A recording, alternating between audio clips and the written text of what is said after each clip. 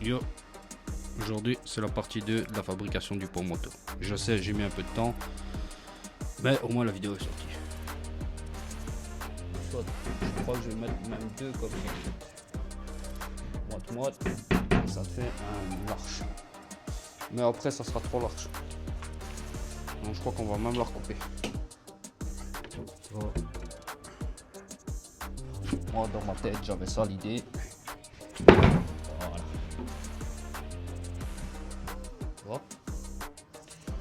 Voilà, pour bosser c'est pas le top. Avec la rampe. Oui, parce que dans la partie 1 je t'avais montré un plan de l'IA et je vais te montrer mon plan en mode que j'ai dessiné. Mais après bon, ça reste à recouper.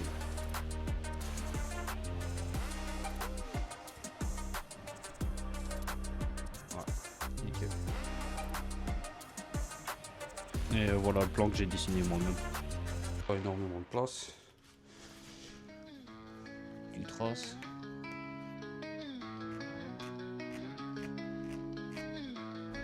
Là ici je suis en train de couper tous mes renforts, donc en tout j'en ai 8 à couper. Vu que ça va être un panneau en aglo au-dessus, il va avoir de la charge. Et tout ce qui est choc et tout ça, si je dois frapper au marteau ou à la masse ou quoi, je préfère que ça soit bien renforcé, tu vois, si je suis tranquille.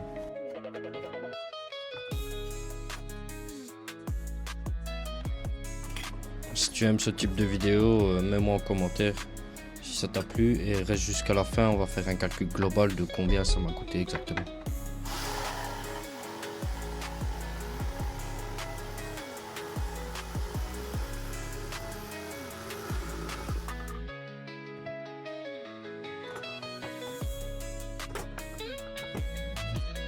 Bon, la pose du premier renfort, c'est celui du bas. C'est toujours mieux d'en mettre car ça évite au socle de s'écarter, tu vois, quand tu vas mettre du poids, parce que là j'ai mis des renforts sur l'intérieur, mais j'en mets quand même deux autres sur l'extérieur par précaution, et au moins je suis sûr que c'est solide.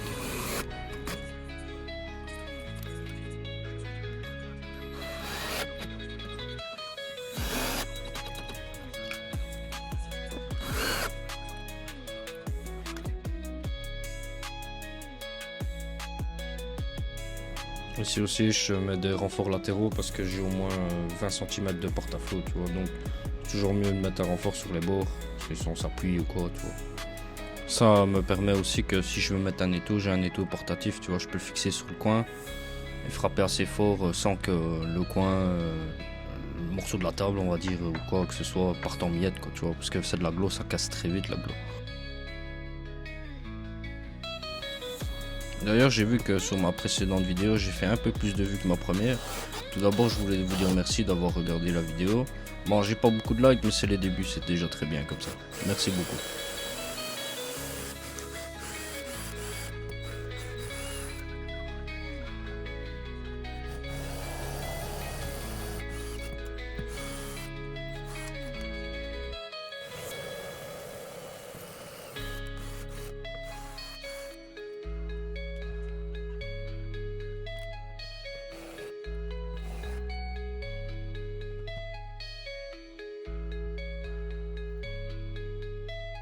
Comme tu vois à l'avant j'ai au moins 30 cm de porte-à-flot, donc je suis obligé de mettre un renfort parce que sinon tu vois ça baille un peu on va dire.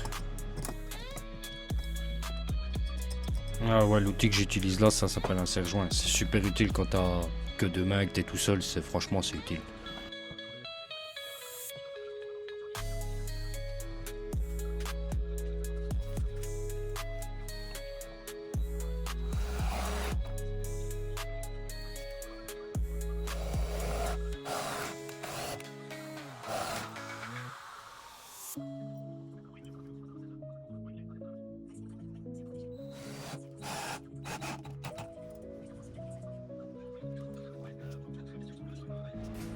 D'ailleurs, je te montrerai une fois dans une vidéo quoi faire avec un serre-joint. Il y a plein de choses, tu sais faire plein de choses avec un serre-joint, c'est utile à tout. Là, je te montre tous les renforts. Donc, j'ai mis les 8 renforts. J'ai tout mis d'un coup, j'ai tout coupé d'un coup. Enfin, bon, ça, a été coupé dans la vidéo, c'est en off. Mais bon, voilà le résultat. Tu vois, j'ai même mis des renforts sur chaque extrémité pour être sûr que ça baille pas, vu que c'est deux panneaux de 35 cm, tu vois. C'est ce qui nous fait à peu près 70. Attention, voilà l'inspecteur des travaux finis. Ah, c'est juste le chien qui vient voir si j'ai pas envie de lui donner une caresse ou m'en occuper ou aller la promener.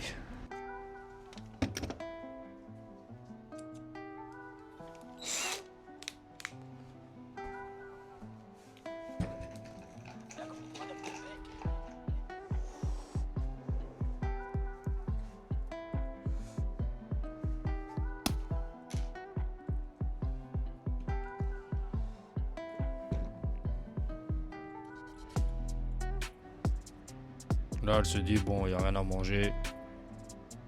Je me casse. Là, je suis en train de fixer deux équerres de 6 par 6, ce qui fera office de crochet pour la rampe, avec deux écrous de 10 cm de longueur. Et c'est bon, notre rampe, elle tiendra parfaitement correctement.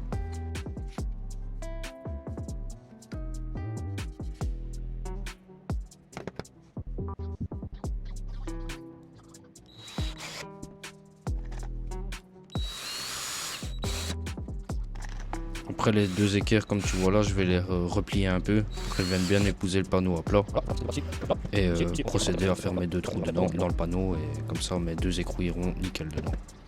Alors l'astuce pour l'angle ici c'est simple, tu prends ici, tu mets une latte qui compense le sol, ton niveau, tu viens le mettre ici,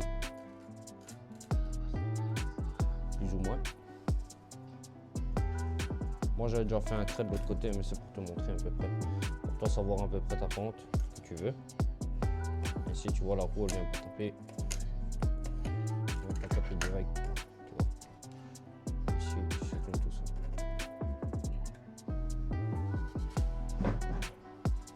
Voilà. Et ce que tu peux faire aussi, donc ici tu peux reporter avec une fausse équerre, ça s'appelle une fausse équerre. Bon, elle a un petit peu vécu, mais bon, elle est vieille. Moi, ce que je fais ici, c'est que je fais un trait ici. Donc, je mets ma fausse équerre avec mon angle, déjà pré-réglé de ce qu'on a tracé. Tu le poses ici. Hop.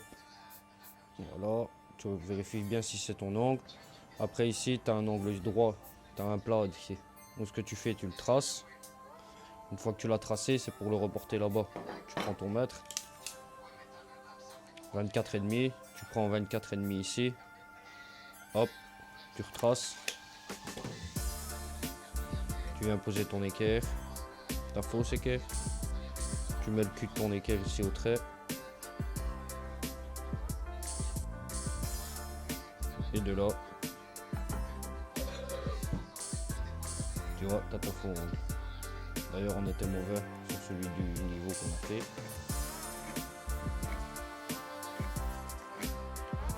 Tu vois. Et voilà, c'est ici, celui-ci qu'on va prendre, tu vois. Et hop, une fois que tu vas couper là et là, bah, tu auras identiquement le même.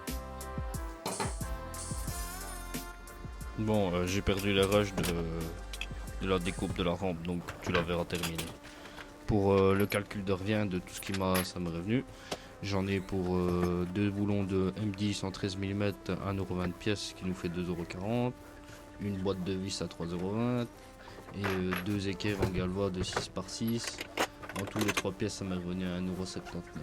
En tout pour tout, j'en ai pour 7,40€.